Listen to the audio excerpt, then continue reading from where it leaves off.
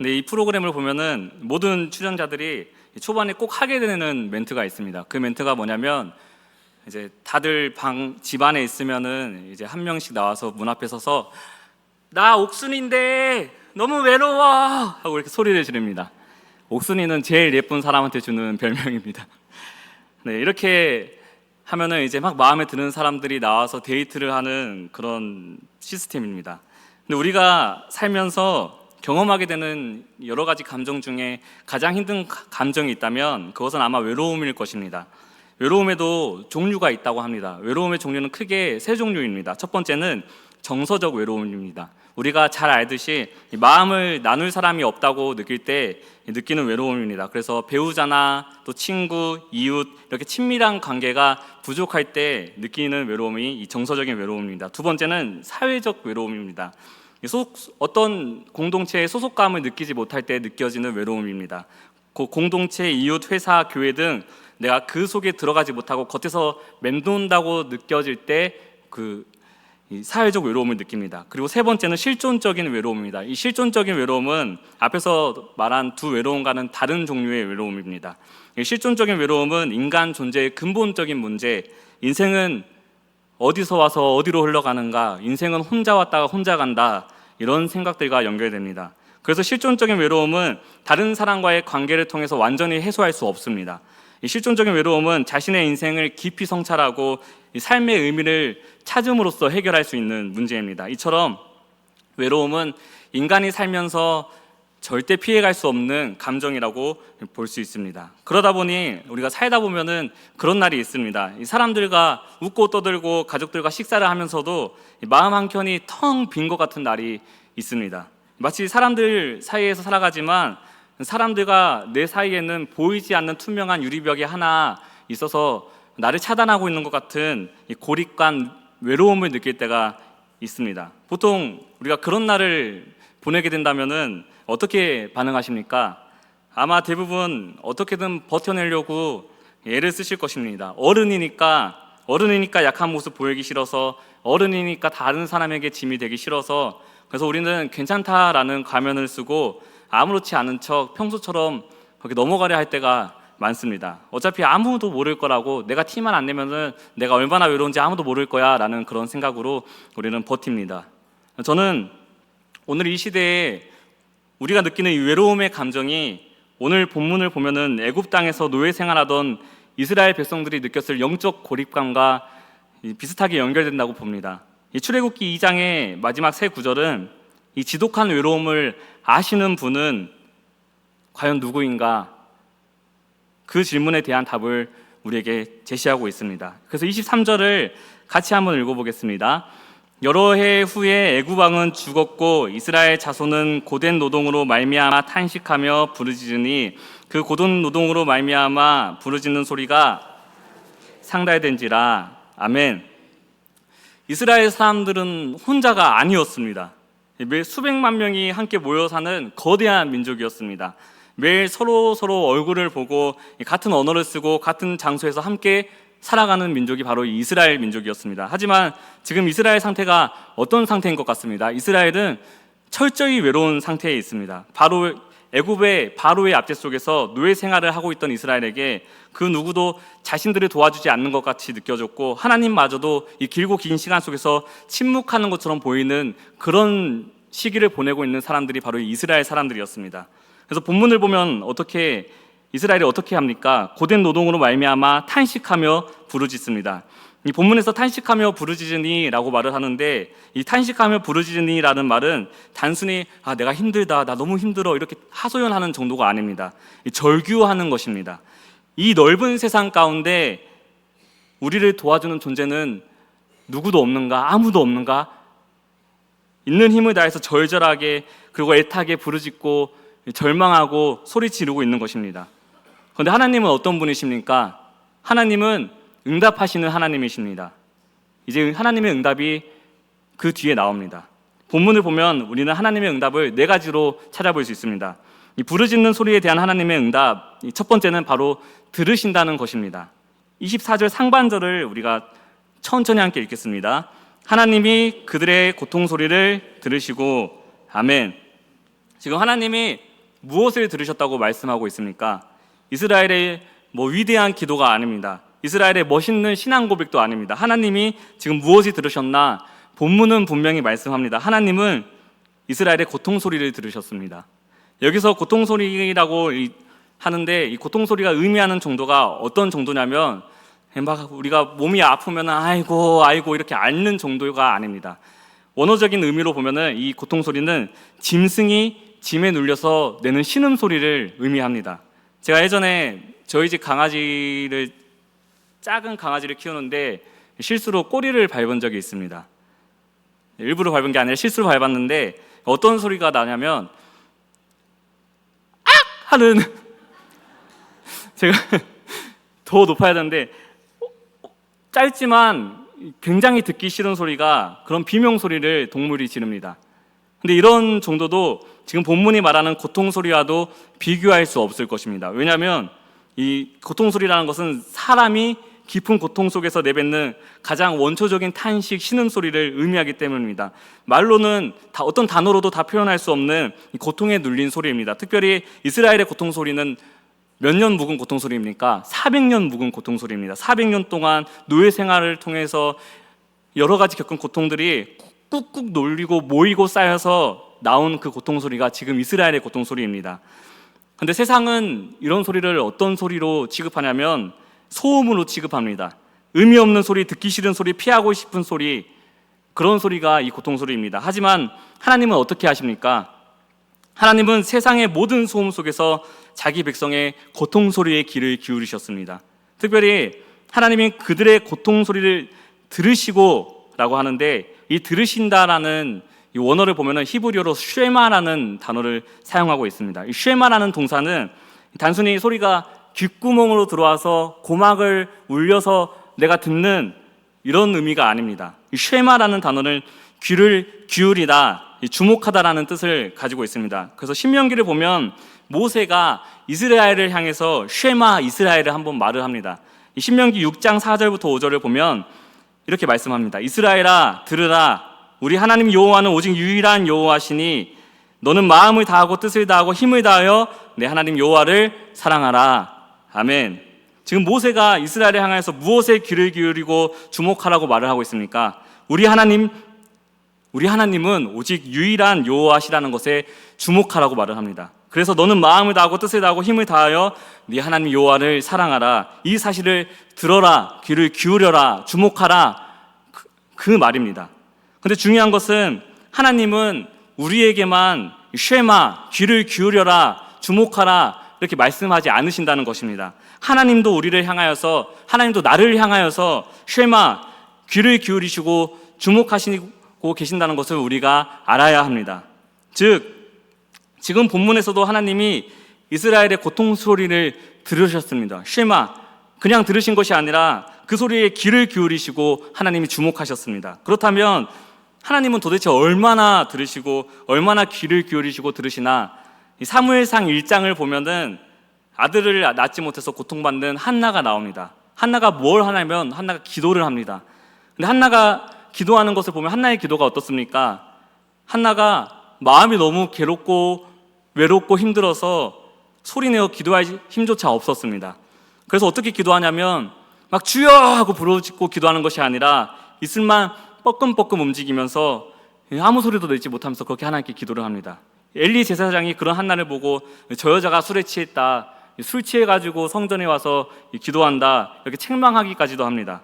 세상은 한나의 기도를 듣지 못했습니다. 아무도 듣지 못했습니다. 오히려 하나님을 섬긴다는 그 대제사장도 한나의 기도를 오해했습니다. 하지만 하나님은 그 소리 없는 기도를 들으셨습니다.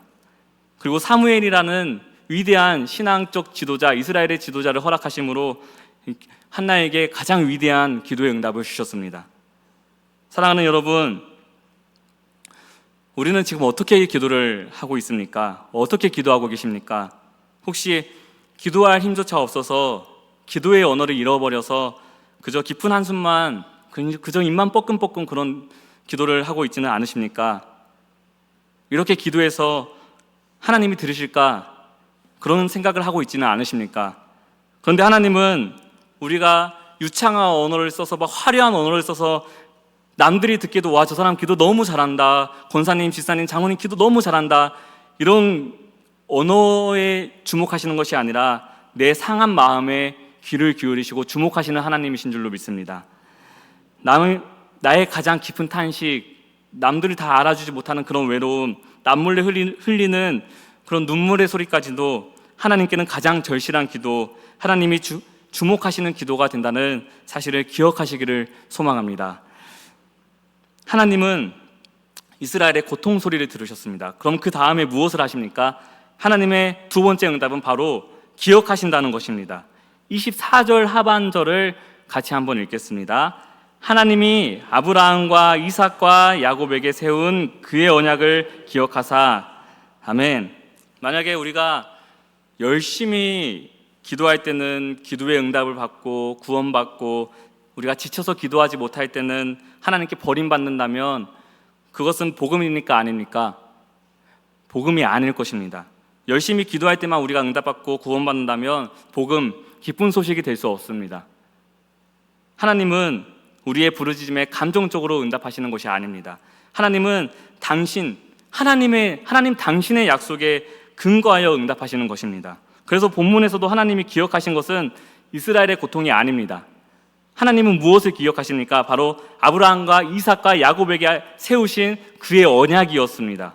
여기서 기억하다라는 단어도 우리가 살펴보면은 깊은 의미가 있습니다. 어떤 의미가 있냐면, 우리가 기억하다라고 하면은 보통 어떻게 이해하냐면, 우리가 잊어버렸던 것을 맞다 하고 이렇게 떠올리는 것을 기억한다라고 우리가 생각을 하는데, 이 성경에서 하나님이 무엇인가를 기억하신다고 할 때는 법적인 효력을 가진 어떤 약속이나 계약을 마음에 새기고 이제 그것을 내가 이행할 때가 되었다, 시작할 때가 되었다는 것을 선포하는 매우 적극적인 행위가 바로 하나님이 기억하신다는 그런 말입니다.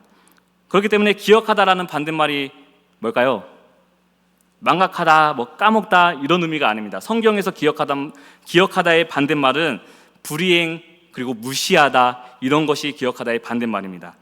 창세기 15장을 보면 하나님은 아브라함에게 분명히 약속하십니다. 창세기 15장 13절부터 14절을 천천히 함께 읽겠습니다. 시작.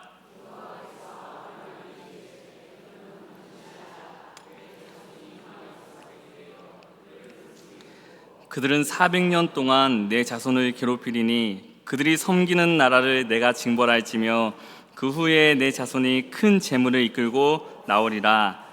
아멘. 하나님은 이 약속을 잊으신 적이 있을까요? 없을까요? 하나님은 이 약속을 단 한순간도 잊으신 적이 없으십니다.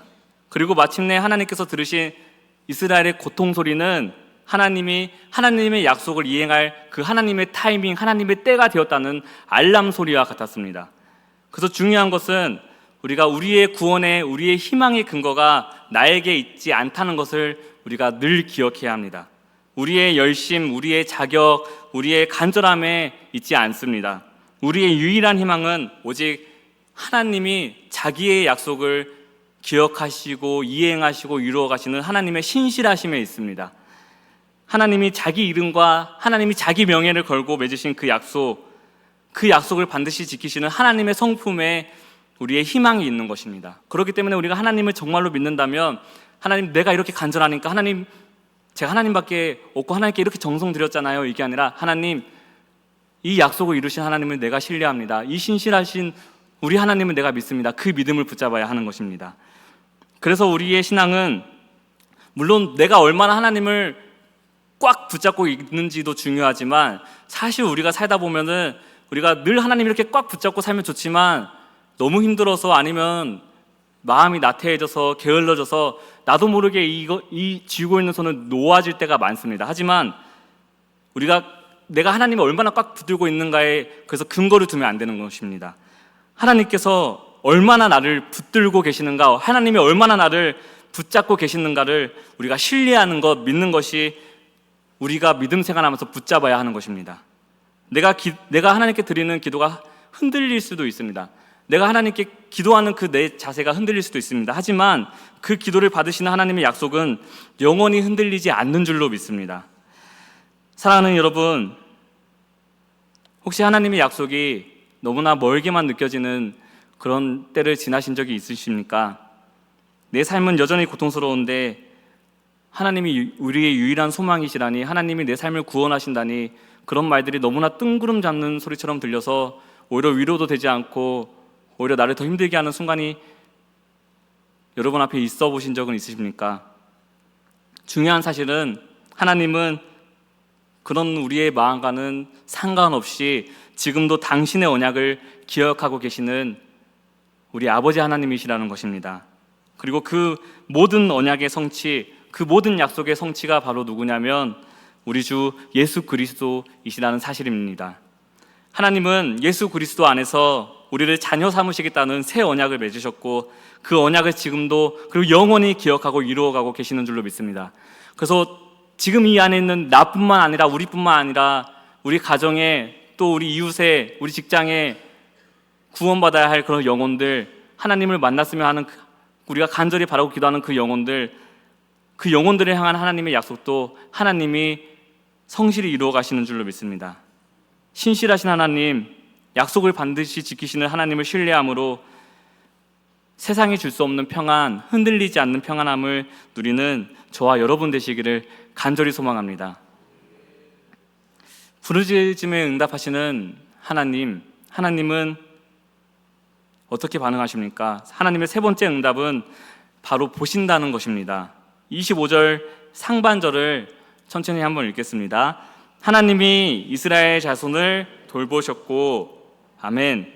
우리가 보는 개역개정 성경에는 돌보셨고라는 단어를 사용하고 있습니다. 근데 영어 성경을 보면은, 제가 영어 성경 두 가지를 찾아봤는데 영어 성경 중에 NIV 성경에서 보면 룩이라는 단어를 사용합니다. 그리고 영어 성경 중에 ESV 번역본에서는 C라는 단어를 사용하고 있습니다. 근데 우리가 한국어를 보면은 한국어도 본다는 의미를 가진 단어가 굉장히 많은 줄 아시죠? 어떤 단어들이 있냐면 그냥 보다라는 단어도 있지만 응시하다, 관찰하다, 훑어보다, 여러 가지 본다라는 의미들이 있습니다. 같은 보다라는 단어 같은데 의미는 다릅니다. 영어에서도 마찬가지로 같은 본다라는 의미인데 의미는 다른 단어들이 많습니다. 방금 제가 말씀드린 룩이라는 단어는 어떤 대상을 주의 깊게 의도적으로 관찰하고 세심하게 본다라는 의미가 있습니다. 근데 반면에 C라는 단어는 제가 이렇게 앞을 보고 있는데 어떤 대상이 제 앞을 지나갑니다. 그래서 이거를 제 눈에 들어와서 보는 것을 C라고 합니다. 그렇기 때문에 지금 영어에서도 똑같은 본다라는 의미를 썼는데 알고 보면은 의미가 다른 그런 표현을 쓰고 있습니다. 그래서 이 하나님이 이스라엘을 돌보셨고 보셨다는 의미를 히브리어 원어로 보면은 하나님이 그냥 멀뚱멀뚱 보셨다는 의미를 사용하지는 않습니다. 이 히브리어 원어를 보면 어떤 의미로 사용하냐면 마치 의사가 환자의 상처를 볼 때 어떻게 보죠? 세심하게 관찰하고 살펴보면서 봅니다. 집중하고 주목해서 그 상태를 정확하게 파악하는 것을 의미합니다. 그렇기 때문에 지금 하나님이 이스라엘 자손을 보셨다는 것도 하나님이 이스라엘 자손들을 집중하고 주목하고 그 상태를 정확하게 파악하고 계셨다는 것을 의미합니다. 근데 하나님이 무엇을 보셨다고 지금 말씀하고 있습니까? 그냥 이스라엘 자손을 보신 것이 아닙니다. 이스라엘 자손을 훑어보신 것도 아니고 그냥 본 것도 아닙니다. 구체적으로 하나님이 이스라엘 자손들의 종살이를 보셨습니다. 이스라엘은 지금 400년 동안 종살이를 했습니다. 그렇기 때문에 이스라엘이 하나님께 보여줄 수 있는 것, 그리고 하나님이 볼 수 있는 것은 이스라엘의 종살이밖에 없습니다. 그렇기 때문에 하나님은 이스라엘의 화려한 모습이나 성공한 모습이나 이 세상 속에서 잘 나가는 모습을 본 것이 아니라 가장 비참하고 고통스러운 삶의 현실, 그들의 종살이, 그 종살이를 집중하여 주목하고 바라보셨습니다. 창세기 16장을 보면 비슷한 이야기가 하나가 나옵니다. 어떤 이야기냐면 아브라함의 첩이었던 하갈의 이야기가 나옵니다. 하갈은 어떤 여자였죠? 하갈은 자기 여주인 사레의 학대를 피해서 광야로 도망친 여자입니다. 하갈은 아무도 자신을 돌봐주지 않는 광야에서 하나님의 사자를 만납니다. 그리고 하갈이 하나님을 향해서 이렇게 고백을 합니다. 창세기 16장 13절을 보면 하갈이 자기에게 이르신 여호와의 이름을 나를 살피시는 하나님이라 하였으니 이는 내가 어떻게 여기서 나를 살피시는 하나님을 배웠는고 함이라. 아멘. 하갈이 아무것도 없는 광야에서 무엇을 깨닫습니까? 세상 모든 사람이 나를 버리고 내 존재를 잊어버린 것 같은 그때, 그 순간에도 하나님은 나를 똑똑히 보고 계시고 하나님은 나를 살피신다는 사실을 하갈이 깨닫고 고백한 것입니다. 지금 우리 삶의 종살이 같은 것, 지금 우리 삶의 광야 같은 순간들은 어떤 것들이 있습니까? 이 경제적인 빚 문제일 수도 있습니다. 깨어진 인간관계의 아픔일 수도 있습니다. 또 누군가에게는 중독의 문제일 수도 있습니다. 중독의 문제를 우리가 쉽게 생각해서는 안 됩니다. 성중독, 마약 중독, 술 중독, 알코올 중독, 담배 중독, 우리가 쉽게 생각할 수 있지만 당사자에겐 쉬운 문제가 아닙니다. 그런 중독의 문제, 그리고 미래에 대한 깊은 불안감, 우리가 남의 인생에는 감나라 배나라 쉽게 하지만 그 인생을 사는 당사자에게는 자기 미래에 대한 불안감은 그 세상 누구도 알아주지 못하고 누구도 대신 감당해주지 못할 가장 큰 문제입니다. 근데 우리가 그런 문제들을 겪을 때 어떻게 하냐면 그 문제들을 감추고 싶어 합니다. 아무에게도 들키고 싶지 않아 합니다. 그래서 목사님께서는 삶의 문제, 힘든 문제 있으면 목사님께 기도 부탁해라, 목사님께 기도받아라 이렇게 말씀하는데도 사실 많은 성도를 보면은 어차피 담임 목사님밖에 모르시는데 그것도 말 못하겠다고 안 하는 분들이 너무 많습니다. 그렇게 해봤자 아무도 알아주지 못하고 아무것도 해결하지 못합니다. 차라리 목사님 찾아뵙고 목사님께 기도 부탁하고 목사님과 함께 기도하면은 마음도 편안해지고 두세 사람이 함께 기도하는 힘이 얼마나 강한지를 저는 여러분들께서 정말로 삶에서 정말로 실제적으로 깨닫고 고백하게 되실 줄로 믿습니다. 그렇기 때문에 경제적인 빚 문제, 인간관계 문제, 또 중독의 문제, 미래에 대한 깊은 불안함, 또 가정의 문제 혼자만 안고 계시지 말고 우리가 물론 하나님께 터놓아야 되지만 우리 혼자 힘으로는 할 수 없기 때문에 하나님께서 우리에게 영적인 지도자, 또 영적인 아버지, 그런 목사님을 우리에게 허락하셨습니다. 저는 그렇게 우리 많은 성도들이 그냥 사람만 많은 게 아니라 목사님 조금 귀찮게 해서 목사님과 함께 기도하고 기도 응답받는 그 크신 은혜들을 누리셨으면 좋겠습니다. 중요한 것은 우리가 말하지 않아도 하나님은 이미 모든 것을 보고 계십니다. 근데 하나님의 시선은 감시와 심판의 시선이 아닙니다. 우리의 상처를 살피시고 치료하기 원하시는 긍휼과 사랑의 시선이신 줄로 믿습니다. 그렇기 때문에 우리가 할 것은 이미 모든 것을 하시는 하나님께 내 입술을 열어서 고백하고 내 마음을 열어서 하나님 앞에 인정하는 것, 하나님을 찾는 것밖에 없는 줄로 믿습니다. 거기 하나님을 찾으시고 하나님 앞에 고백하고 그렇게 기도하시길 간절히 소망합니다. 하나님의 네 번째 응답은 바로 생각하신다는 것입니다. 25절을 보면은 마지막 하반절을 함께 읽겠습니다. 하나님이 그들을 기억하셨더라. 아멘. 이 기억하셨더라 라고 하는데 이 히브리어 원어를 보면 이 기억하셨더라를 야다라는 단어를 사용하고 있습니다. 이 야다라는 단어는 알다라는 의미를 가지고 있습니다. 근데 이 야다라는 말이 어떤 의미를 가진 알다냐면은 그냥 단순히 지식적으로 정보를 안다라는 의미가 아닙니다. 우리가 사람을 만나면은 그 사람에 대해서 어떻게 알죠? 그 사람을 만나서 이야기해보고 그 사람 어떤 삶을 살아왔는지 이야기도 듣고 내 이야기도 해주면서 그렇게 우리가 관계가 쌓이고 그 사람이 이런 사람이구나 알아갑니다. 여기서 말하는 알다라는 것도 우리가 경험적으로 인격적으로 친밀하게 아는 것, 생각하는 것을 의미를 합니다.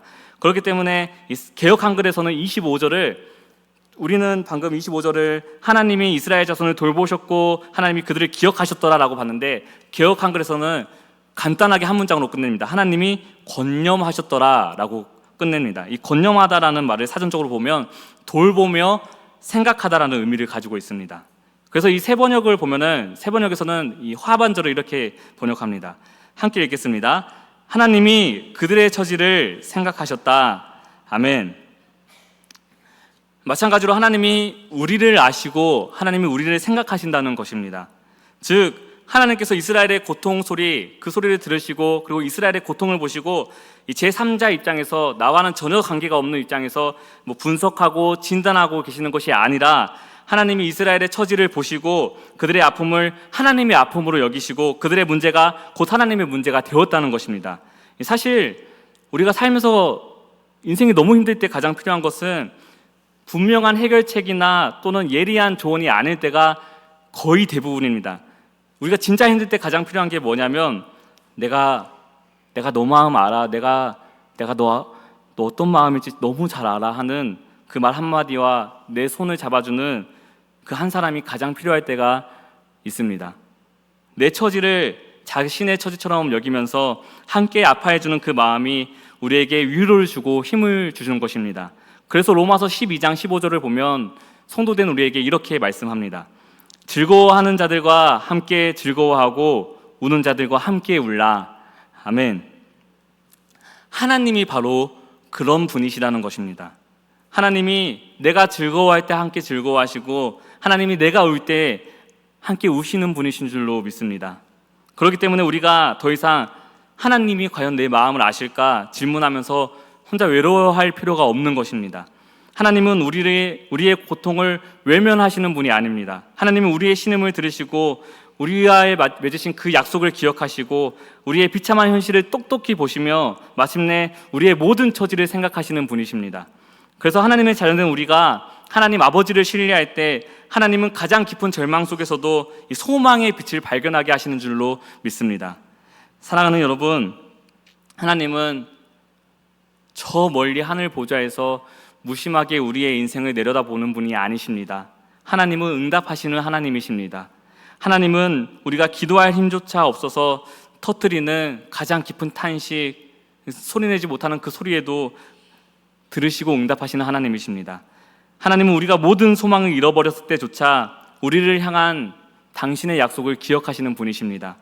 하나님은 우리 삶의 가장 고통스러운 종살이까지도 다 지켜보시고 다 살피시는 하나님이십니다. 하나님은 우리의 모든 처지를 생각하시고 아시는 분이십니다.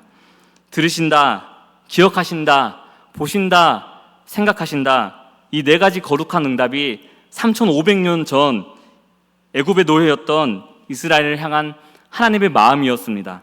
그런데 이 네 가지가 인류 역사상 단 한 번에 가장 완전하고도 선명하게 나타난 사건이 있습니다. 바로 예수 그리스도께서 이 땅에 오신 사건입니다. 예수님은 귀 못고 말 못하는 자들의 신음소리를 들으시고 그들의 귀와 입을 여셨습니다. 예수님은 구약의 모든 율법과 선지자의 예언들을, 즉 하나님의 모든 언약을 기억하시고 단 하나도 남김없이 성취하셨습니다. 이루셨습니다.